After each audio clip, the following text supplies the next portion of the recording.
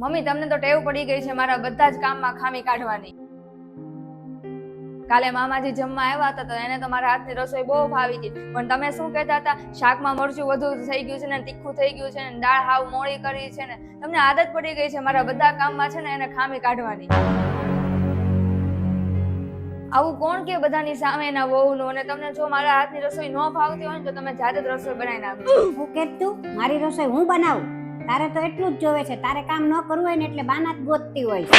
અને આ લગ્નને 4 વર્ષ થઈ ગયા તોય તને હજી આપણા રીતિ રિવાજ પ્રમાણે જમવાનું બનાવતા આવડ્યું છે? મારે આ ઘરના રીત રિવાજ પ્રમાણે ખાવાનું નથી બનાવવું. હું આ ઘરની વહુ છું, કાંઈ રસોઈ બનાવવા વાળી થોડી ન છું કે એ રીતના જમવાનું બનાવું. તમારે મારા હાથનું ખાવાનું હોય તો ખાવ, ને તો કાંઈ નહીં. રે આ બેયે પાછું ચાલુ કરી દીધું બાંધવાનું. રોજ રોજની બાંધણથી તો હું કંટાળી ગયો છું. રોજ માથાકૂટ. હાલો જવું પડશે મારે. આખો દિવસ ફોન ઉપર તારી મમ્મી યાર વાતું જ કર્યા કરે છે, ખબર નહીં હું વાતું કરે છે.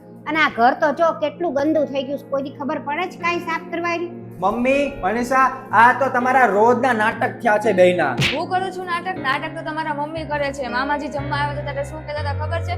દાળ મોળી છે ને શાક તીખું કરી નાખ્યું છે. આવું કોઈ દિવસ કે? હંમેશા મારી પાછળ જ પડ્યા રહે છે. પાછળ ન પડું તો હું કરું?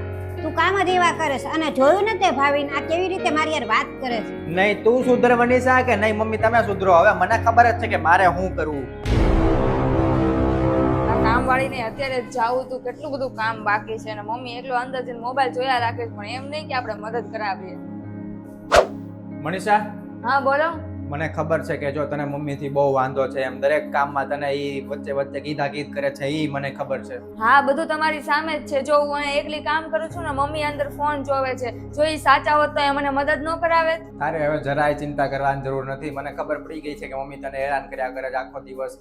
હવે હું છે ને મમ્મીનો એકદમ સરસ મજાનો ઉપાય કરી નાખું, એને જ વૃદ્ધાશ્રમ મૂકી આવું. શું વૃદ્ધાશ્રમમાં? અરે ના, એટલી બધી મોટી વાત નથી થઈ. અને આવા નાના મોટા ઝઘડા તો બધાના ઘરમાં થતા જ હોય. એટલી વાતમાં કઈ થોડુંક વૃદ્ધાશ્રમમાં મૂકી આવાય? તમે ન જતા મૂકવા. હવે મારે કાંઈ સાંભળવાની જરૂર નથી. હવે તો મેં નક્કી કરી લીધું છે કે મમ્મીને હું વૃદ્ધાશ્રમ મૂકી આવીશ. અરે ના ભાવિન સાંભળો તો ખરી. અરે રે આ ભાવિને તે શું કર્યું? આવા તો નાના મોટા ઝઘડા બધાના ફેમિલીમાં થતા હોય તો કઈ વૃદ્ધાશ્રમમાં થોડી ના મૂકી આવાય. આ માયનું કે મમ્મી મને ઘરમાં કામ નથી કરતા, પણ બીજી બધી જવાબદારી તો સંભાળે છે ને. મમ્મી મને બધી ખબર પડી ગઈ છે કે તું મનીષાથી કંટાળી ગઈ છો, અને મને એ ખબર પડી ગઈ છે કે તું મનીષાની સાસુ છો, પણ એને સાસુ જેવું રાખ્યું નથી. એને સાસુનો દરજ્જો જરા પણ નથી રાખ્યો. હા ઓ તું સાચું જ કહેશ, હું બહુ એનાથી કંટાળી ગઈ. કાંઈ વાંધો નહીં મમ્મી, હવે સહેજય ચિંતા કરવાની જરૂર નથી. મેં બધું જ નક્કી કરી લીધું છે. હું એવું ઈચ્છતો જ નથી કે કોઈ પણ મારા મમ્મીને હેરાન કરી જાય, બરોબર? એટલે હવે મેં મનીષાને છૂટાછેડા આપવાનું નક્કી કરી લીધું છે. છૂટાછેડા એવું ન કરાય. આ કઈ થોડી એટલી મોટી વાત થઈ ગઈ છે તું છૂટાછેડા દઈ દે? અરે આ મોટી વાત જ કહેવાય. હવે એ સહેજય રિસ્પેક્ટ કરતી નથી અને રોજે રોજ તમને સંભળાવ્યા કરે છે.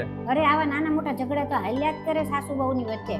પણ એક વસ્તુ એ છે કે અમે સાસુ વહુ બે એકબીજા વગર નહીં રહી શકીએ.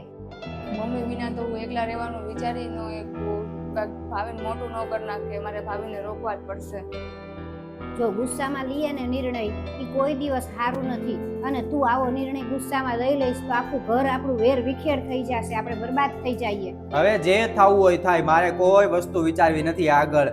તમારે એ બધું પહેલા વિચારવાની જરૂર હતી કે આવું થશે કે તેવું થશે એમ, બરોબર? હવે એ થઈ ગયું. મારો આ ફાઇનલ ડિસિઝન છે. અરે ના ભાવિન, ગુસ્સામાં તમે આવો નિર્ણય ન લ્યો. મમ્મી વિના એક મિનિટ નહીં રહી શકું. અને હું થઈ ગયું 4 વાત સંભળાવે તો મારા મમ્મી સંભળાવતા હતા. જ્યારે હું સાંભળી જ લેતી હતી ને, તેનો મિનિંગ એમ થોડી ના છે કે મને પ્રેમ નથી કરતા. આવું તો ચાલ્યા રાખે. ઝઘડો થાય તેમાં થોડુંક ને અલગ થઈ જવાનું હોય. ભાવિન અને મમ્મી મને માફ કરી દો. હવે મારાથી આવી ભૂલ નહીં થાય. અરે તું શું કામ મારી માફી માંગે? માફી તો મારે માંગવાની હોય કે હું તે તને બધાની સામે નીચા દેખાડવાનો પ્રયત્ન કરું છું કાયમ માટે. બની શકે તો મને માફ કરી દે.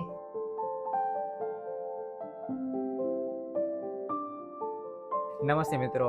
તો તમે જોયું ને કે સાસુ વહુના નાના મોટા ઝઘડા તો ચાલતા જ હોય છે, પણ આ વિડીયો મારફતે મારે એટલું જ કહેવું હતું કે તમારે એક દીકરા તરીકે અને પતિ તરીકે બંને બાજુ સંબંધ સરખી રીતે રાખી અને બંને બાજુ સમજાવવા જોઈએ. એવું નહીં કરવાનું કે કોઈ એક બાજુ થઈ અને બીજી બાજુનો સંબંધ તોડી નાખવો જોઈએ.